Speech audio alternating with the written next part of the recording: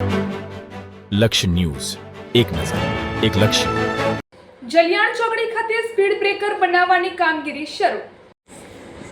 હારીજનગરમાંથી પસાર થતા Becharaji bypass highway પર આવેલ જલિયાણ ચોકડી ખાતે લાંબા સમયથી વાહનોની અતિશય ઝડપના કારણે અકસ્માતોની વધતી ઘટનાઓને લઈને ચિંતા વ્યક્ત થતી હતી. સ્થાનિક રહીશો અને વાહન ચાલકો દ્વારા અનેકવાર રજૂઆતો કરવામાં આવી હોવા છતાં આ પ્રશ્નનો કોઈ યોગ્ય નિકાલ આવ્યો ન હતો.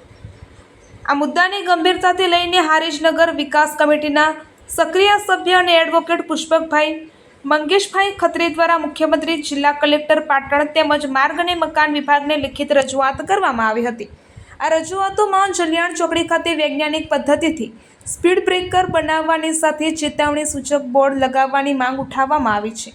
આ રજૂઆતો અનુસંધાની તંત્ર દ્વારા સ્થળની તપાસ હાથ ધરવામાં આવી અને તાત્કાલિક પગલાં લેવામાં આવ્યા છે.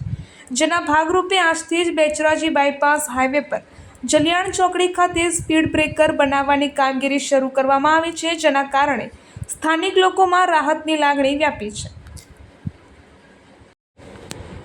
સ્પીડ બ્રેકરની કામગીરી શરૂ થતાં સ્થાનિક રહીશો, સોસાયટીના રહેવાસીઓ અને વાહન ચાલકોમાં આનંદ જોવા મળ્યો હતો. નાગરિકોના જણાવ્યા મુજબ આ કામગીરીથી ખાસ કરીને સ્કૂલના બાળકો, વૃદ્ધો અને મહિલાઓને રોડ ક્રોસ કરવામાં સરળતા મળશે અને અકસ્માતોની સંખ્યામાં નોંધપાત્ર ઘટાડો થશે.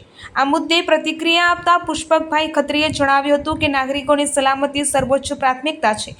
તંત્રએ સમયસર સંવેદનશીલતા દાખવી ઝડપથી કાર્યવાહી કરીને તે બદલ મુખ્યમંત્રી, જિલ્લા કલેક્ટર અને માર્ગ મકાન વિભાગનો આભાર વ્યક્ત કર્યો હતો. સાથે જ હારીજના વિકાસ માટે આવનારા સમયમાં પણ વિવિધ પ્રશ્નોને લઈને તબક્કાવાર રજૂઆતો ચાલુ રાખવાની વાત કરી હતી. નગર વિકાસ કમિટી દ્વારા હારીજ વિસ્તારના અન્ય મૂળભૂત પ્રશ્નોના નિરાકરણ માટે પણ સતત પ્રયાસો હાથ ધરવામાં આવી રહ્યા છે. રિપોર્ટર પંકજ સાધુ, પાટણ.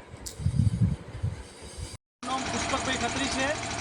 આજે હારીજ બેચરાજી બાયપાસ રોડ નવીન રોડ બનતાની સાથે ટ્રાફિકનું ભારણ વધી ગયું હતું અને માલ વાહન ગાડીઓ જે 50 ટનની કેપેસિટીવાળી છે જે 70 ટન ભરીને ફૂલ સ્પીડે હંકારતી હતી. તેના કારણે અકસ્માતનો ખૂબ જ ભય સેવાઈ રહ્યો હતો. તો અમે આ રોડ ઉપર સ્પીડ બ્રેકર નાખવા માટે મુખ્યમંત્રીશ્રીમાં, કલેક્ટરશ્રીમાં અને તાલુકા સ્વાગતમાં દરેક જગ્યાએ રજૂઆત કરી હતી.